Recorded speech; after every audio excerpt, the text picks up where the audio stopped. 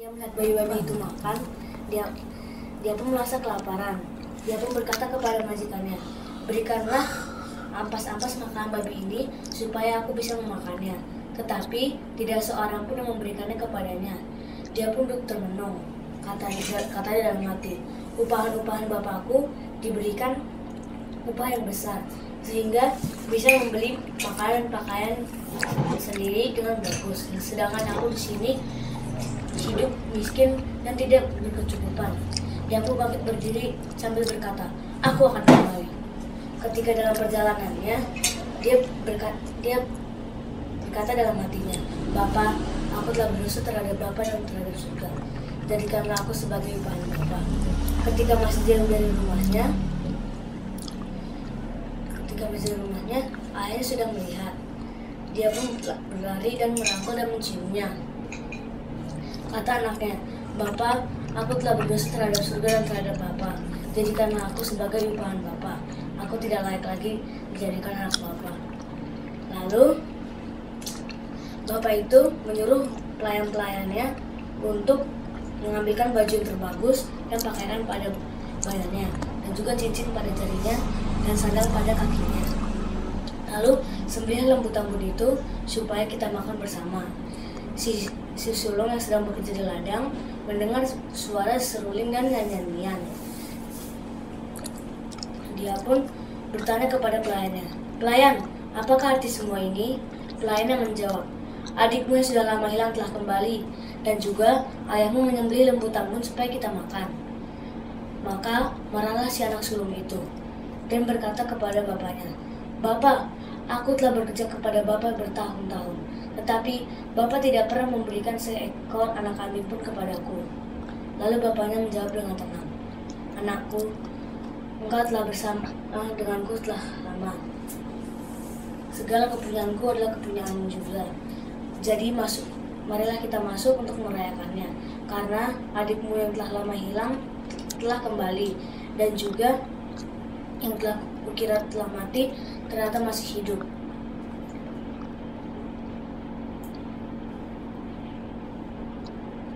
Udah.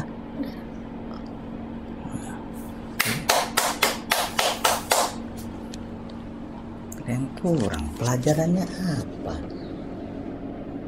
Nggak ada penutupnya. Oh iya, penutupnya itu apa pelajarannya? Pesan moral. Pesan moral. Kesimpulan. Apa pesannya? Video kan pesan moral. Apa pesannya? Jangan menyerah sebelum bertempur. Kan ada Tuhan, belumnya udah menyerah. Apa pesannya? Udah, di mana ada sih? Semua kamu deh.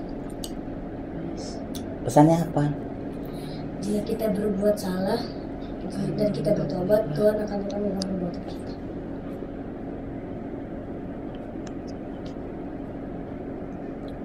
Bukan perbuatan kita.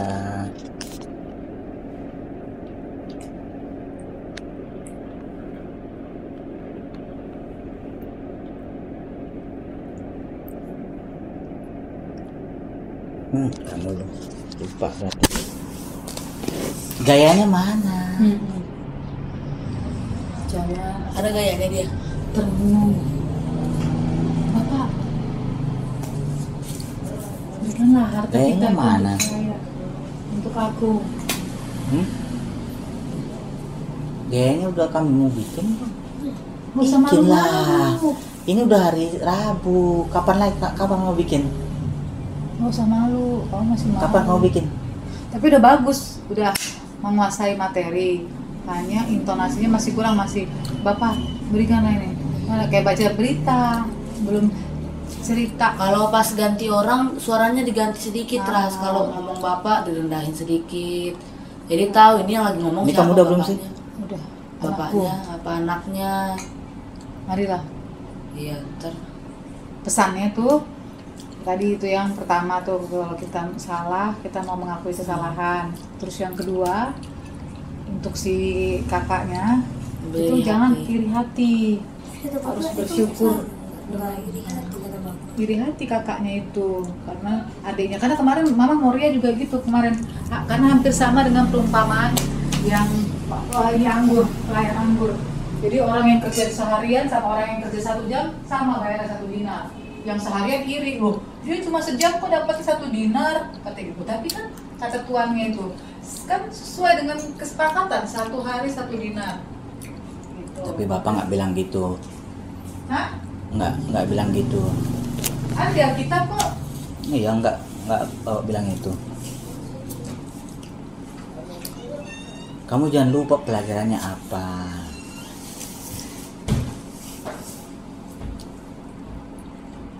Pelajarannya, orang yang telah berbuat dosa, ketika dia bertobat, Tuhan sangat senang. Bukan sangat senang dengan perbuatan yang mana. Ketika kita, coba ulang apa pesannya? Yang lembar terhibur. Jika ada seseorang yang berdosa dan bertobat, Tuhan akan senang. Iya.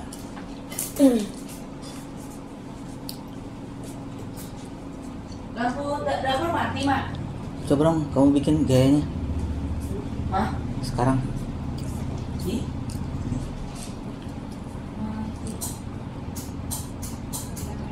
Mati. Mati kenapa?